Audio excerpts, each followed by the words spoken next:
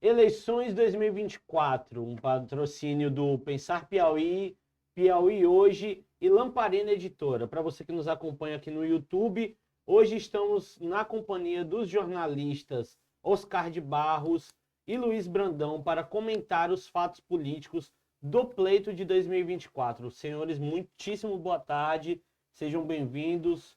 Oscar. Boa tarde, Renato. Boa tarde, Brandão. Vamos começar mais uma eleições 2024 e comentar os fatos da semana. Pesquisa na eleição de São Paulo, que é o maior reduto eleitoral e aquele que dá os rumos da eleição presidencial no Brasil, e pesquisas aqui na eleição de Teresina, que é a nossa casa. E aí nós vamos discutir. Ontem foi um dia muito movimentado aqui na oposição à candidatura de Fábio Novo, porque tinha a história aí da desistência do Silvio Mendes, que depois ele emitiu nota dizendo que não era bem isso. Tudo isso é assunto aqui por eleições 2024. Brandão, seu boa tarde aqui para a nossa audiência. Boa tarde a todas as pessoas que estão nos acompanhando. Nós vamos realmente... Agora estou querendo tratar de um assunto, viu, Oscar, que o Renato deve falar com a gente sobre isso. É da questão dos crimes na eleição. Tem muito crime, muita denúncia de crime em São Paulo, crime aqui, em todo lugar. Impressionante como a política brasileira se tornou um celeiro de criminosos. De fato. Exatamente. E o professor Arnaldo fez hoje um artigo sobre esse assunto, a violência na política. Ele está lá numa reunião com o pessoal de Altos. O professor Wellington Soares está na atividade de trabalho dele, então estou justificando aqui a ausência dos dois companheiros de programa que hoje não podem participar. Renato, com você, meu querido.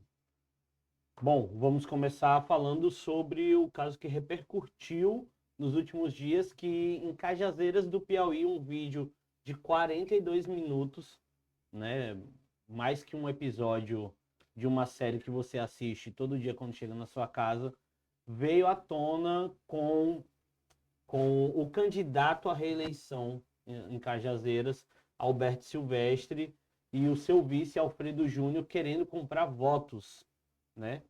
Ofereceram ali dinheiro, R$ 4.000, cargo comissionado, veículo, material de construção, coisas que em uma cidade tão pequena quanto Cajazeiras, né, as pessoas crescem os olhos. Nós conversamos, né, publicamos do Pensar Piauí este fato e conversamos com a oposição, que já entrou com um processo pedindo a cassação dessa candidatura, né? E o Aldemar Neto, para a nossa reportagem, falou o seguinte: olha, a coisa estava tão escrota, né, que as pessoas que eram nossos apoiadores estavam vendendo o voto e depois vinham para nós dizer, ó, eles fizeram isso, né, mas nós continuamos aqui com você. Eu queria que os senhores comentassem esse fato. Pois então, vamos lá. Eu começo aqui, depois passo para o Brandão. O Renato terminou dizendo que os apoiadores da oposição lá vendiam, mas não entregavam a mercadoria. Depois ele dizer, olha, eu vendi, mas não entreguei. Isso é porque voto na eleição, tu sabe que voto é um negócio que quebra. E é nessas negociações aí que ele quebra. O cara oferece, diz que vai... Primeiro, o cara só tem o voto dele, né, Oscar? Aí o cara oferece, não, então 30 votos. O cara, eu, por exemplo, se eu tiver 30 votos, eu mesmo ia ser o candidato. Deixa eu falar aqui, olha, eu trato essas coisas, quem está me vendo aqui está vendo eu sorrindo, como se isso fosse uma brincadeira. Na realidade, Brandão, nós estamos falando de Cajazeiras do Piauí, mas a gente pode falar de qualquer município dessa cidade, desse país, desse estado, melhor dizendo. Eleição municipal é uma farra dos dois lados, dos eleitores e dos candidatos. Os candidatos querendo comprar e os eleitores querendo vender. De sul do Piauí a norte. Eu sorrio, eu brinco, porque a gente estava falando aqui de Cajazeiras, mas eu lembrando de outros exemplos, lembrando inclusive da minha terra natal, certo? Mas assim... Qual é a sua terra natal, Oscar? Bocaina. Ah, lá na Bocaina. Mas é uma coisa séria. Não é para sorrir. Não é para sorrir. O voto é o exercício da cidadania. é com ele que você orienta os destinos do seu município, do seu estado, do seu país. E quem pleiteia um cargo público tem que adquirir esse cargo pelas suas propostas, pelos seus argumentos, e não pela força do dinheiro. Não pode comprar, não pode vender voto por conta dessas coisas que eu disse. E porque está na lei. Tudo isso que eu disse aqui está organizado em forma de legislação eleitoral. É crime a compra de votos e a venda de votos. É crime dos candidatos e do eleitor também. É uma pena que a gente, em tempos tão modernos como esses de agora, de 2024, a gente tenha que continuar noticiando informações como essas, de pouco caráter, daquele que vende e daquele que compra, Luiz Brandão. Oscar, é lamentável, mas quero dizer para você, Renato, o seguinte, para quem está nos assistindo, que essa tentativa de crime eleitoral, inclusive com violência, agora nós estamos vivendo a onda de violência eleitoral, mas essa questão da compra do voto, do crime, é mais comum do que se imagina e não é só em Cajazeiro. Veja bem, Cajazeira não tem nem 3 mil habitantes, certo? Não tem 3 mil habitantes. Aliás, pela lei, não deveria nem ser município, né? Porque para a emancipação teria que ter 5 mil habitantes. Mas, seja lá como for, passou, Cajazeira tem pouco mais de 2.900 habitantes e tem umas propostas indecorosas como essa. Mas se você for em Parnaíba, está do mesmo jeito, certo?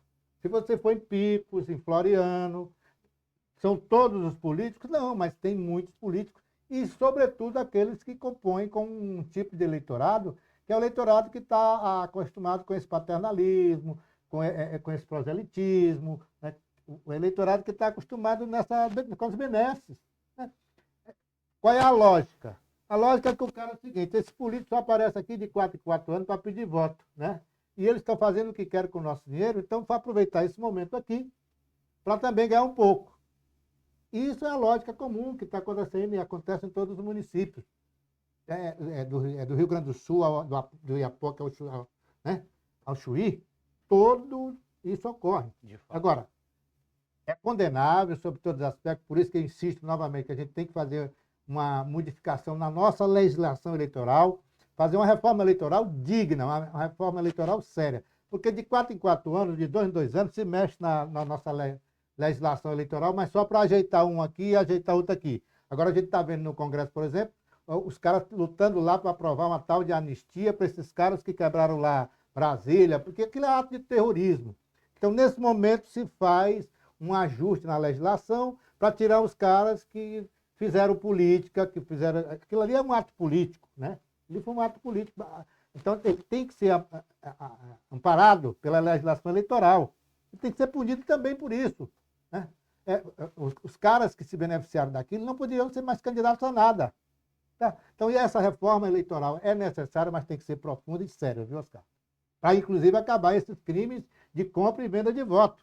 E punir também não só o político, viu, Renato? Tem que punir também o eleitor que vai lá e vende o voto. Esse fisiologismo acaba também com a participação do eleitor. Por isso que esse pessoal lá de Cajazeiras, que gravou e divulgou, fez muito bem, fez um bem à democracia, fez um bem ao povo de Cajazeira, fez um bem à eleição. E esse é um outro aspecto desses tempos novos, porque a compra e venda de votos, ela existe desde quando existe política no mundo. Agora, antes você só tinha a notícia, agora você tem a notícia e a prova do fato com as gravações que os celulares fazem pelo Piauí afora, pelo Brasil afora. Vamos lá, Renato, para o nossa sequência aí? Para você que acompanha o YouTube do Pensar Piauí, nós estamos no Eleições 2024, um programa patrocinado pelo Pensar Piauí, pelo Piauí Hoje, pela editora Lamparina. A título de informação, amigos, o Alberto e seu vice emitiram uma nota dizendo que o vídeo era completamente manipulado e que eles não praticam este tipo de ato tão condenável. Por outro lado, não vi nenhuma manifestação do presidente do partido ao qual Alberto é filiado, o Progressista. Renato, deixa eu só senador... complementar uma informação aqui, viu, Oscar? Tá É, bom. o que foi oferecido naquelas gravações que se viu? R$ 4.000 em dinheiro, né, para uma pessoa Ele lá. entregou 4 mil R$ 4.000, ofereceu um carro, um materiais de carro, material de construção, construção. cargo comissionado na Agora, aonde é que prefeitura. anda aqui, Renato? O Ministério Público Eleitoral? É, cadê a posição do Ministério Público Eleitoral? O cara vai lá e diz que não aconteceu, mas foi gravado. Então, o Ministério Público Eleitoral ele pode agir de ofício.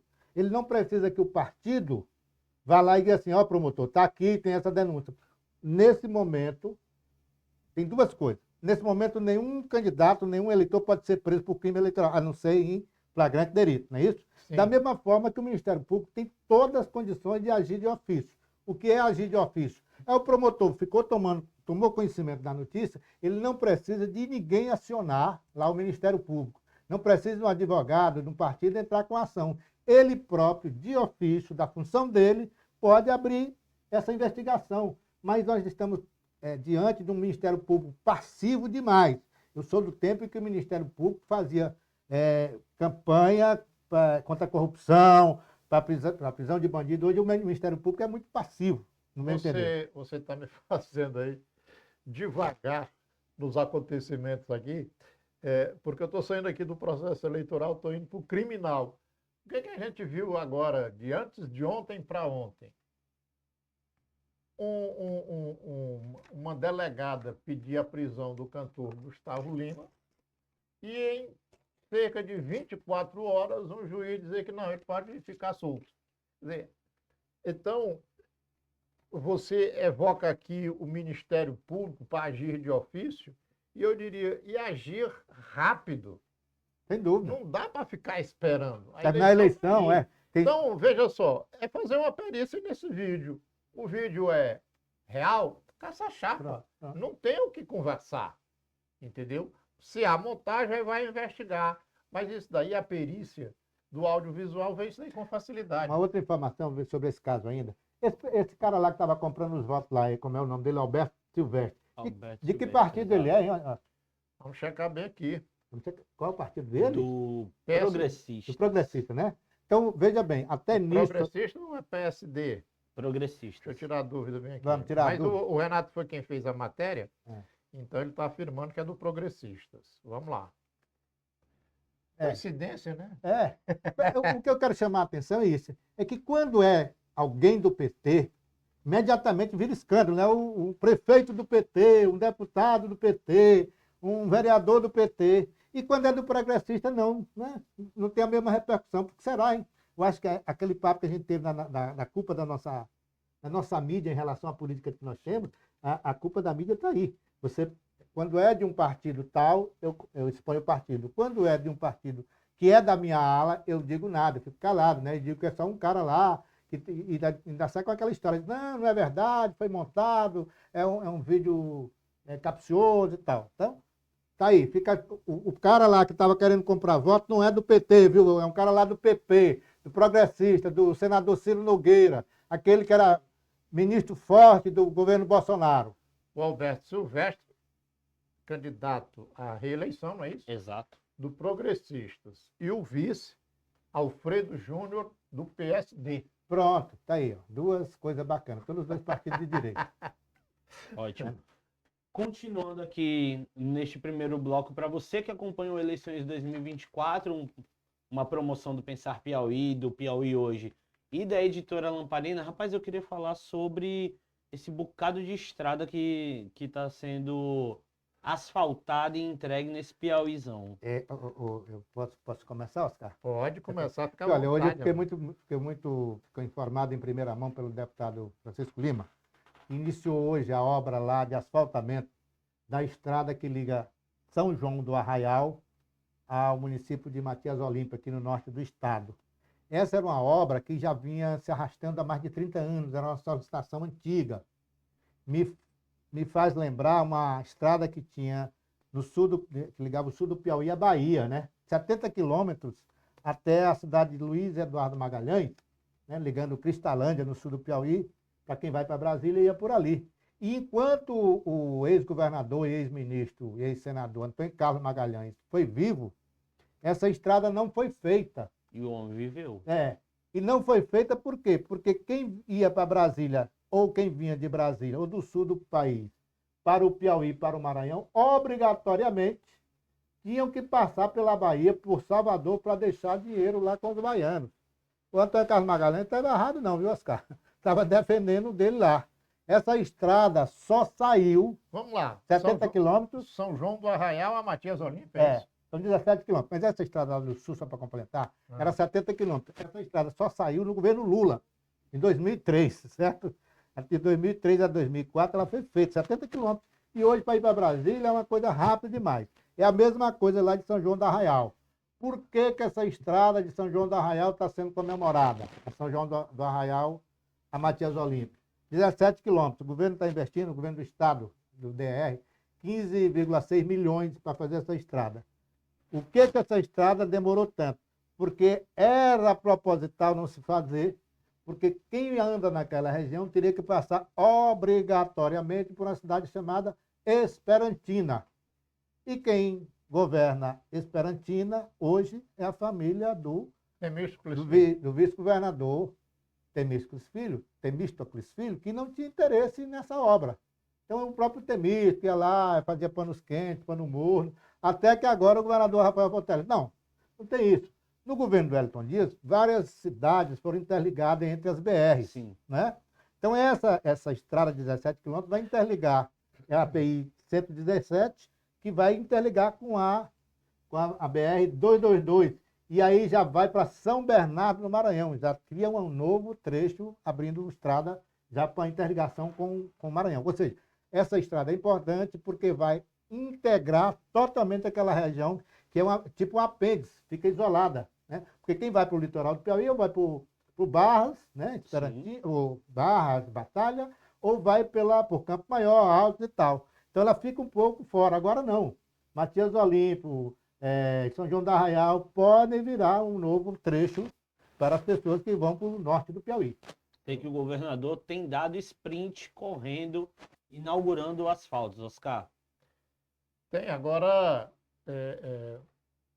essa situação que o Brandão coloca, de que uma obra não tão grande, né, 17 quilômetros, Sim. Fica no papel por anos e anos, que nem ele está prestando um depoimento aqui, por um interesse, digamos assim, particular, é de lamentar profundamente, entendeu? É de lamentar, porque o homem público é para fazer aquilo que a sociedade precisa. Se o poder público tem o recurso para aquilo, tem que fazer. E o estado do Piauí, com certeza, tem recursos para fazer 17 quilômetros de estrada de olho fechado. Né? E o Rafael Fonteles, conforme destacou aí o Renato, tem uma determinação. E ele é forte nas determinações dele. Se ele diz que é para fazer a estrada, aí não tem conversa com o amigo nem com o inimigo, não. A estrada vai ser feita. Me parece que o prazo lá para a conclusão dessa obra são de apenas 120 dias. Certo? Certo, é uma obra que não deve requerer assim, grandes esforço de trabalho. Né? 17 quilômetros é um trecho pequeno que dá para fazer com poucos recursos e com pouco tempo de serviço. O interessante, Oscar, disso é que hoje estava lá, tanto o pessoal lá de Matias Olímpio, como o pessoal de São João do Arraial, e as pessoas, inclusive, de Esperantina e outros municípios ali próximos, estavam comemorando o início dessas obras.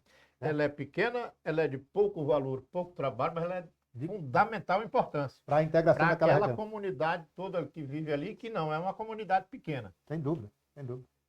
Dando continuidade às eleições de 2024, para você, nosso amigo, nossa amiga internauta, vamos passar agora e falar sobre as eleições da maior cidade da América Latina, São Paulo. Recentemente, na última segunda-feira, houve o debate do Flow Podcast, né? E ele terminou em sangue. Proposta, ninguém ouve, mas confusão e vídeo viralizado tem de muito, né? Mais uma vez, Pablo Marçal agora excluído do debate, né? Por provocações, né? E pela forma como ele trata a política, que já foi debatido aqui em outras edições do Eleições 2024, agora o seu assessor resolveu sentar-lhe o cacete no marqueteiro do adversário, Ricardo Nunes. Oscar. Olha, semana passada no nosso programa a gente falava da cadeirada que o Datena deu no Marçal. Mas aquilo não foi um ato de agressão do Datena que nasceu espontaneamente. O Datena deu aquela cadeirada porque gosta de sair por aí dando cadeirada no povo. O Datena foi extremamente provocado. Ali foi uma volta de agressão que aconteceu.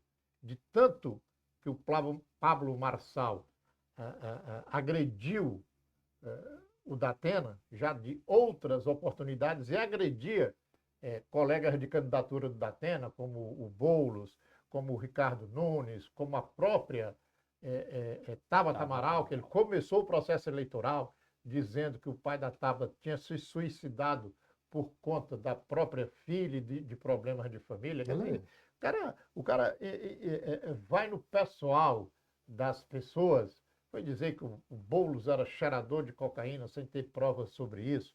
É um moleque, cara. Foi dizer que o Datena era estuprador.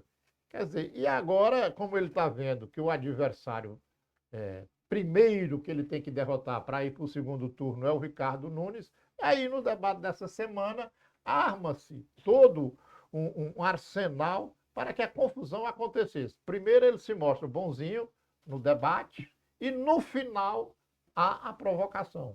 Porque uma participação de Pablo Marçal na televisão, se ela não tiver ligada a ato de violência, não é Pablo Marçal. Então ele se alimenta disso, ele precisa disso. É o que faz ele aparecer, é o que faz ele se tornar popular, é o que faz ele ter engajamento. Viralizar. Viralizar, é isso. Então, mas ele precisa também, como está muito negativo a imagem dele, ele precisa ter um momento de bom mocismo. E esse foi até o final do debate.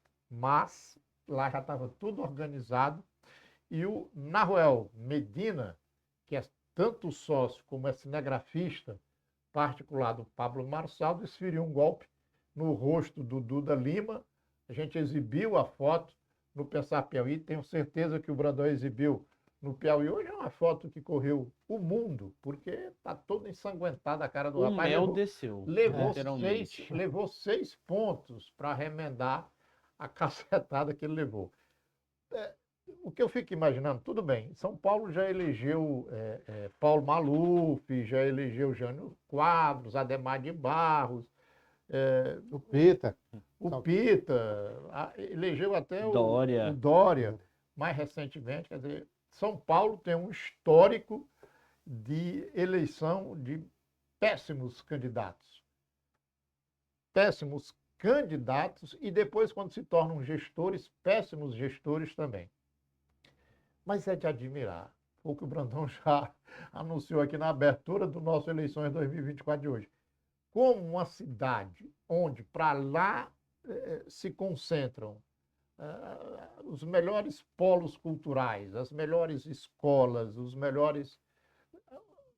Por lá passam os melhores debates de ideias desse país. É a maior cidade do país, é a vitrine do Brasil lá fora. Como é que, vez por outra, acontece isso? E São Paulo está dando espaço para... Antes já deu para o Bolsonaro, que a votação dele lá foi extremamente expressiva, se não me falha a memória. E a mesma lógica, até né?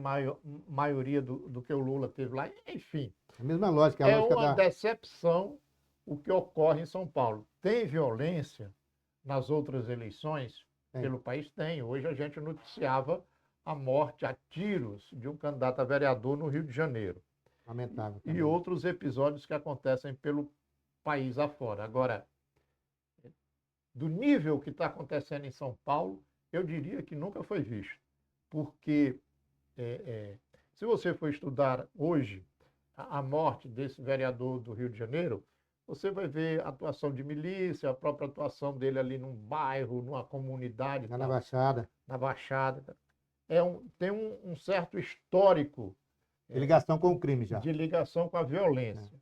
Agora, você chamar um debate de televisão, perfilar candidatos, ligar as câmeras, iniciar um debate, e uma pessoa pegar uma cadeira e arremessar contra o outro, isso nunca havia sido visto.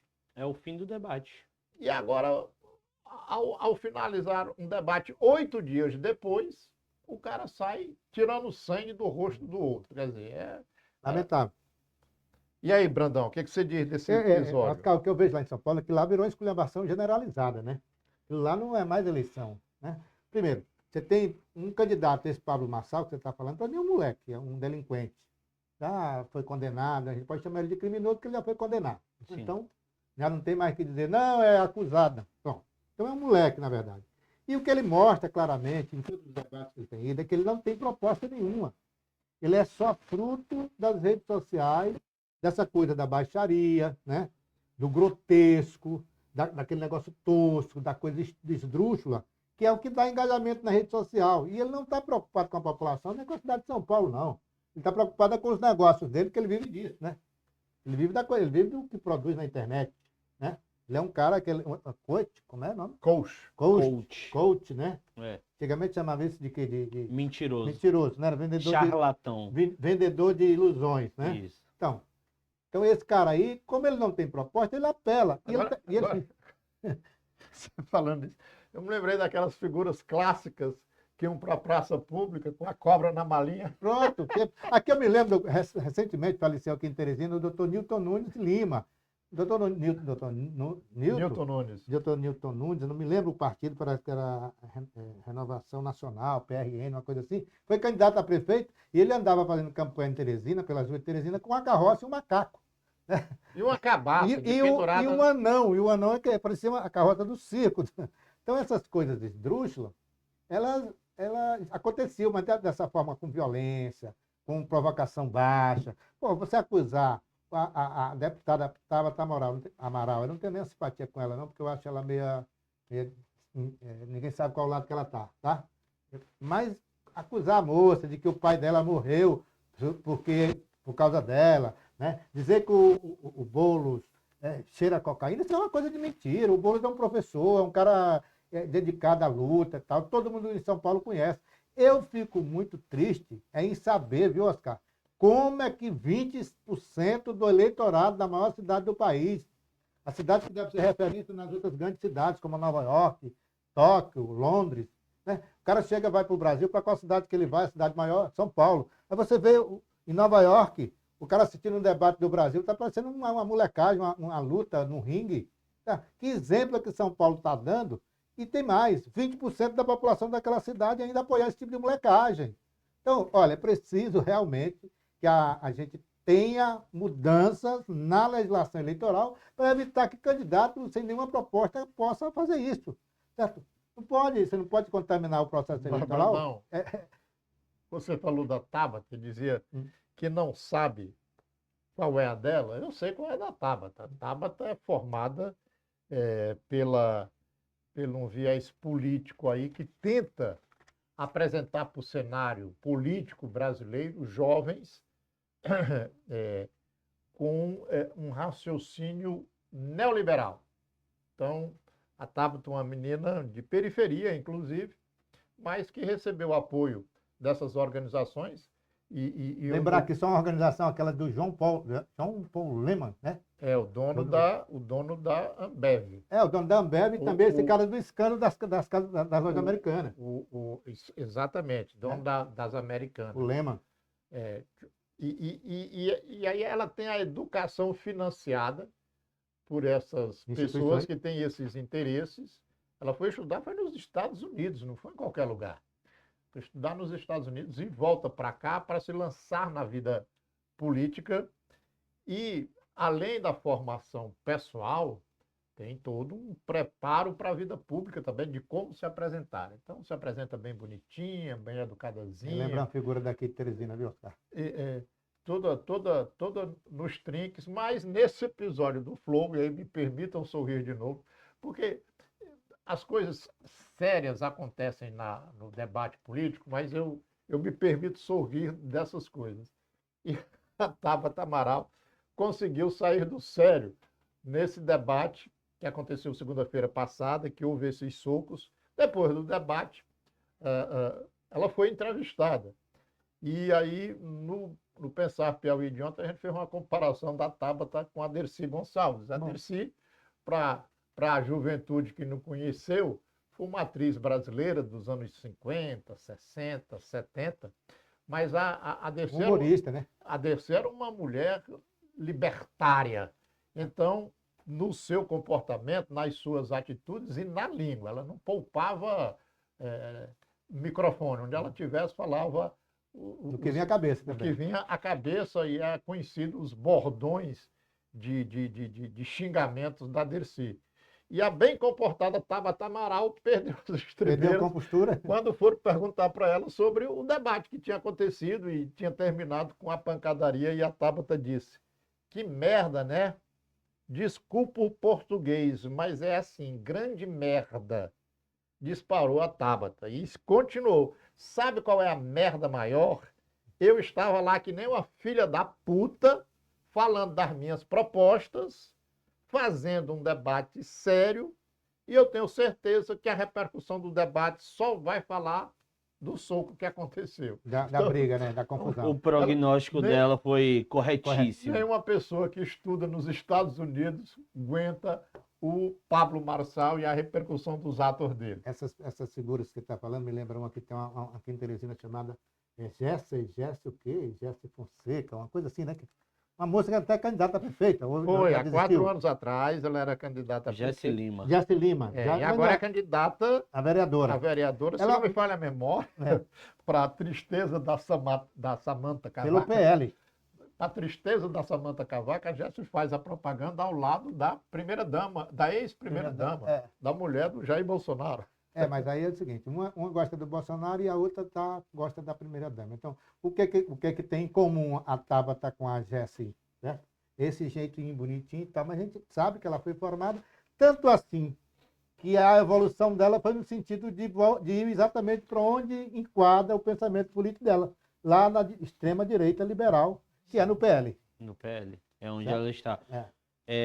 Lembrando que você está acompanhando Eleições 2024, este programa que é uma promoção do Pensar Piauí, do Piauí Hoje e da editora Lamparina. E, amigos, eu gostaria de continuar em São Paulo, porque apesar das cadeiradas, do sangue e da falta de debate, as pesquisas são um ponto que não pode faltar aqui no Eleições 2024.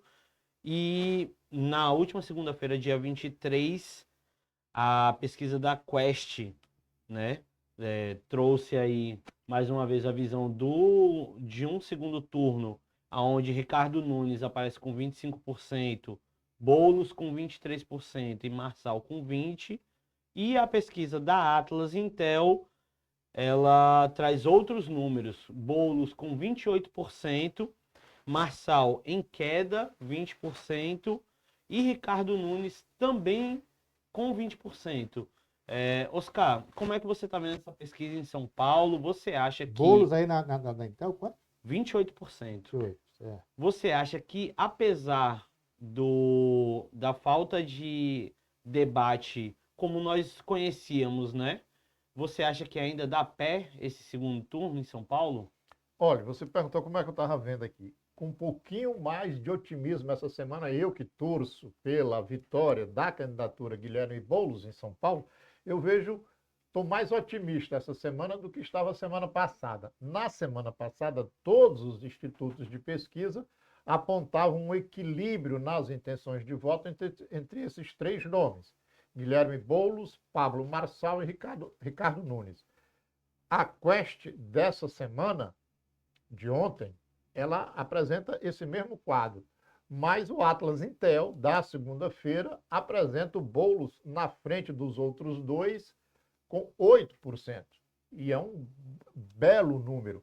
O segundo turno em São Paulo está cravado. Vai ter segundo É um turno. fato. É um fato. A dúvida é quem vai para o segundo turno. Dos três, dois vão para o segundo turno. A dúvida é quem.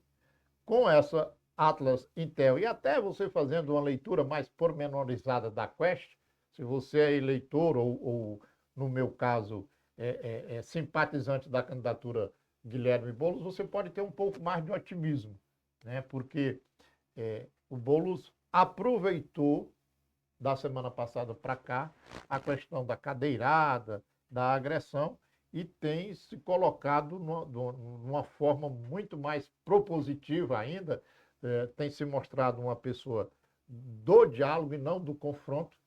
E o que tem acontecido é Datena versus Pablo Marçal, Ricardo Nunes versus Pablo Marçal. E nessa onda, me parece que o Guilherme Boulos andou ganhando uns pontinhos. É o que diz claramente a Atlas Intel e é o que diz, assim, entre linhas, a Quest. Agora é aguardar aí a última semana, ver as pesquisas da semana que vem, que é a última, e aí aguardar a boca de urna e a apuração. Estamos já basicamente na regressiva, Brandão. Como é que você está vendo lá em Olha, São em São Paulo? Paulo, para mim, por exemplo, para mim está claro em São Paulo, essas pesquisas que vinham mostrando esse empate técnico, esse espantoso número de eleitores do Pablo Marçal, ele tende a cair um pouco O agora. Pablo está caindo. Tá, porque é a tendência, as pessoas estão descobrindo quem é, que ele realmente é um cara oco, é um cara que não tem proposta, é um cara vazio, é um cara que só provocador, ele só alimenta aquele público da internet.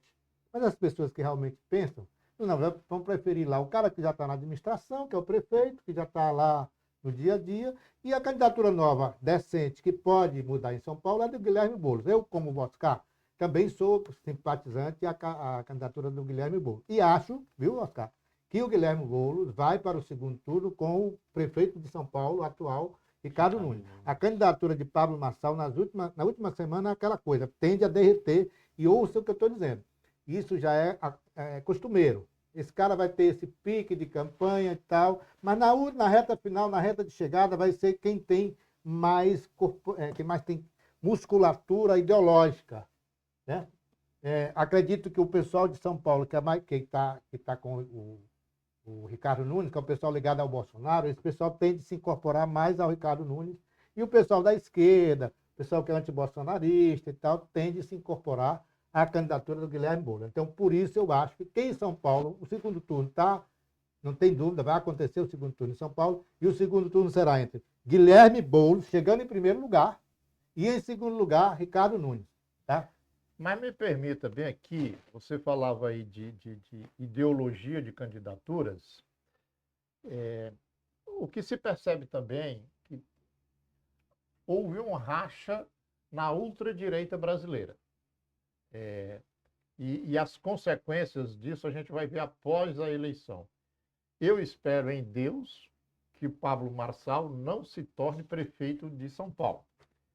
Ele não se tornando prefeito de São Paulo e não indo para o segundo turno, ele vai ficar muito mal com o Bolsonaro. Aliás, ele já está mal com o Bolsonaro.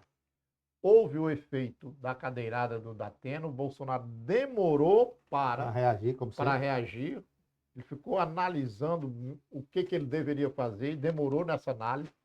Quando ele foi se posicionar a favor do Datena e não do Pablo Marçal. Isso deixou o Pablo Marçal Em má situação. marcado. Uma situação junto ao bolsonarismo. Isso. E aí voltou agora, teve agora o episódio do debate do Flow, e até o momento, de novo, o Bolsonaro está calado. Acontece, Brandão, que o bolsonarismo, o que ele gosta mesmo é do confronto. Da violência. O que ele gosta é daquilo que o Pablo Marçal está fazendo. Eu diria, em termos ideológicos, que a direita vai ter que se organizar e se recompor para enfrentar Lula em 2026, porque ela vai sair rachada a partir de São Paulo. Ela vai sair rachada porque o Pablo Marçal vai acreditar que com mais 2 anos ele consegue a maioria desse eleitorado que hoje ainda está com o Bolsonaro. Enquanto o Marçal fica pedindo o apoio do Bolsonaro, ele está gravando vídeos a serem exibidos nos comícios do Ricardo Nunes. Então, esse racha na direita de São Paulo, ela beneficiou, de certa forma, a candidatura do Boulos, né? Porque lá São Paulo ficou entre aquele que é o péssimo e o menos ruim, né? Na direita, na extrema direita, né? Entre o Ricardo Nunes e o Marçal. Quem é o ruim ou o menos ruim. E do outro lado nós temos a candidatura do Bolo, que é uma candidatura propositiva, um cara que tem experiência, um cara que conhece São Paulo, é um cara que tem boas ideias, é um cara que se relaciona bem com as instituições, com o Congresso, com o presidente da República. Então, eu acho que Boulos tem essa vantagem e deverá chegar no primeiro turno como o primeiro colocado no segundo turno da eleição de São Paulo. Perfeito. Amigos, para você que nos acompanha aqui no YouTube, este é o Eleições 2024, um programa, como já dito aqui, né, que é promovido pelo Pensar Piauí, pelo Piauí Hoje e pela editora Lamparina. Não se esqueça de nos seguir nas redes sociais e acompanhar as nossas publicações, acompanhar as notícias que nós trazemos à tona. Seguindo aqui a nossa discussão, vamos para Teresina, né? Teresina, senhores, também teve uma pesquisa divulgada na última segunda-feira, dia 23, né, pelo Instituto Credibilidade, e a situação parece se manter, parece haver uma estabilidade quanto à vantagem de Fábio Novo sobre Silvio Mendes.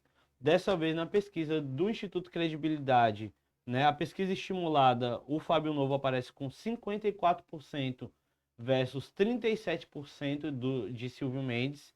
E na espontânea, o candidato do Partido dos Trabalhadores aparece com 42% contra 30% das intenções de votos. Não há, até o momento, uma candidatura que pareça ter estrutura, né, para garantir 10% de votação e assim forçar um segundo turno na capital piauiense. Parece que tudo será decidido mesmo no dia 6 de outubro. E, Oscar, por favor. Olha, Teresina é o seguinte, eu estou muito curioso para ver as pesquisas dos institutos da semana que vem. Eu venho dizendo aqui que nós estamos passando pelo momento que os institutos de pesquisa que davam vantagem para Silvio Mendes rearranjam suas pesquisas. Porque se não fizerem isso, eles vão ficar envergonhados com o resultado das urnas no domingo 6 de outubro. Eu acredito piamente que o candidato do PT, o candidato Fábio Novo, leva a eleição e leva no primeiro turno. Então, aqueles institutos de pesquisa, entre eles o Quest, que vai ter uma pesquisa semana que vem, se eles não ajustarem os números, vai ficar muito ruim. Então, estou muito curioso, aguardando esse momento. O candidato Fábio Novo está no seu processo de campanha, os institutos vêm dando toda semana o seu percentual. A gente falava na quarta-feira passada de um agregado de pesquisas que a CNN fez e ela mostra a vitória de Fábio Novo. Então, assim, só uma surpresa extraordinária fará com que a eleição de Teresina vá para o segundo turno. Os números do Dr. Pessoa, que é o terceiro colocado, são números pequenos, reduzidos, que não permitem vislumbrar um segundo turno. Então, a disputa realmente é entre Silvio Mendes e Fábio Novo. E ontem a gente viveu um dia de uma notícia que, inclusive, o Pensar Piauí publicou, me parece que o Piauí Hoje também publicou, de uma possibilidade de renúncia da candidatura de Silvio Mendes, com o seu vice, Jeová Alencar, assumindo a campanha na condição de candidato a prefeito de Teresina. Silvio Mendes desmentiu essa notícia, publicando nota, dando entrevistas e dizendo que é candidato até o fim. Mas o Pensar Piauí deu essa notícia. O Piauí Hoje deu também, não foi, Brandão? O Lupa 1 deu essa notícia. O Conecta Piauí deu essa notícia. A jornalista Aline Santos distribuiu um vídeo na cidade inteira, onde ela trata direitinho desse processo aí. E assim, para ser uma fake news, que nem alega o Silvio Mendes, e ter um processo de disseminação tão grande, pegar toda, monopolizar o debate, que foi o que aconteceu ontem, monopolizar o debate, algo estava no ar ontem. Pode até ter revertido, mas um boato não toma conta como esse para se tornar o assunto principal do dia, se no fundo não tiver um aspecto de verdade nele. Então, pode até ser que o Silvio tenha conseguido reverter a coisa e continue candidato, conforme disse a nota dele, até o dia 6 de outubro. Mas que foi um momento delicado da campanha do candidato, foi, porque mostra que há um vacilo, que há uma incerteza, que há um mal-estar ali colocado, senão essa notícia não tinha se propagado da forma que foi. Deixa eu falar, Renato, você falou das pesquisas. Oscar, eu concordo com você, mas chamar a atenção de um ponto na pesquisa de Oscar é que todas as pesquisas feitas até agora, elas mostram uma ascensão do Fábio Novo constante, né? Sim. Não, em nenhuma pesquisa apareceu que ele... Não, né? Da semana para outra ele caiu 2 pontos, 1 ponto. Não, todas as pesquisas ele aumentou 1 ponto, aumentou 2. E agora... Inclusive nos institutos que dão Silvio Mendes à frente. Sim, inclusive os institutos que dão Silvio Mendes à frente mostram que há sempre uma evolução da candidatura de Fábio Novo. Tá? Não tenho observado mudança significativa nesse crescimento, até porque o que se tem visto, na verdade, é o volume de campanha do próprio Fábio Novo mostra a diferença. Se você pegar a agenda dos 2 candidatos, pegar a agenda do Silvio Mendes e a agenda do Fábio Novo, estou com ela aberta aqui, a agenda de ontem. Ontem o Fábio Novo teve de agenda 1, 2, 3, 4, 5, 6. Todos os dias ele tem pelo menos 6 grandes eventos, participação em eventos na campanha dele. E o do Silvio é menor. Esse Você tem a agenda do Silvio e quantos? Aqui, ó. O do Fábio Novo, ontem, vamos para hoje, o Fábio Novo. Às 8 da manhã, participou da caminhada Fábio Novo 13, na Avenida São Raimundo, lá na Pissarra. Participou do encontro com os candidatos a vereadores e vereador de coligação junto por Teresina, na Zona Leste de Teresina, às 13 horas. Às 15 horas, gravação do programa. Às 16 horas, caminhada do Fábio Novo no Parque Mão Santa. Às 18 horas, reunião com amigos do candidato Dionísio, lá no Parque Alvorada. À noite, às 19 horas, reunião com os amigos do candidato David Lima, lá no bairro Memorare. Às 20 horas, reunião com candidatos... às 20 horas, reunião com um amigo do candidato a vereador Luiz Lobão, lá na Santa Maria da Codipe. E às 21 horas, que tem sido essa a rotina do Fábio, todo esse horário aqui tem sido mantido. 21 horas, reunião com um amigo da candidata a vereadora Luci, né? A Luci Silveira, lá no centro, lá no Porto Centro. Né? Lá no centro. Então, essa a agenda, você vai aqui para a agenda do Silvio Mendes e você vê que o compromisso do Silvio, a agenda do Silvio Mendes aqui, ó, não tem, ó, tem aqui uma caminhada, né? Tem uma caminhada pela manhã e uma reunião com um candidato a vereador, hoje. Então, volume de campanha. Volume de campanha. Disso que você está tratando. Isso. A outra coisa que me chama a atenção desse episódio que você falou ontem da... Possibilidade de renúncia. De renúncia. Olha, eu não acredito, né, que isso tenha acontecido, certo? Mas alguma coisa na campanha do Silvio Mendes, do doutor Silvio Mendes, que eu conheço também, tem acontecendo de estranho. Por exemplo, ontem ele desmarcou uma caminhada que estava para as 8 da manhã, certo? E a assessoria dele informou que ele tinha deixado de ir à caminhada para fazer gravações para o programa eleitoral. Olha, tem alguma coisa estranha aí. Se eu sou candidato, eu tenho uma assessoria que faz uma agenda, ela não vai colocar uma caminhada no horário de gravação, no choque, né? Geralmente isso nem não vai colocar a gravação no horário de uma caminhada. Então, acho que teve alguma coisa. A gente tem que observar que o doutor Silvio Mendes é um homem que tem 75 anos de idade, ele não é mais um jovem. É natural que o doutor Silvio não tenha mais um pique que tem um cara como o Fábio Novo que tem 50 anos. Isso é natural. Eu sei disso porque eu já passei dos 60, né? Tem mais, o doutor Silvio Mendes, como todas as pessoas dessa idade, dessa faixa de idade, quase todos nós temos alguma comorbidade, né? Alguma doença. O doutor Silvio, por exemplo, ele tem diabetes, tá? Então, não tem que comparar o pique de campanha do Fábio Novo com a do Silvio Mendes, não tem como comparar. A do Fábio Novo é absolutamente maior. E tem mais, o temperamento do doutor Silvio Mendes, também, ele tem um temperamento forte, e essa coisa da desistência dele deve ter tido alguma discussão no comitê com alguém e vazou essa informação. Ninguém ia criar uma informação de que ele tinha falado disso. Alguém, ou ele ou alguém de lá, andou tratando dessa questão. Essa possibilidade. Não tem nem dúvida disso. Então, essa é a situação. Acho que Fábio Novo tem tudo para vencer a eleição em Teresina e não haverá segundo turno. Isso é todos os estudos mostram.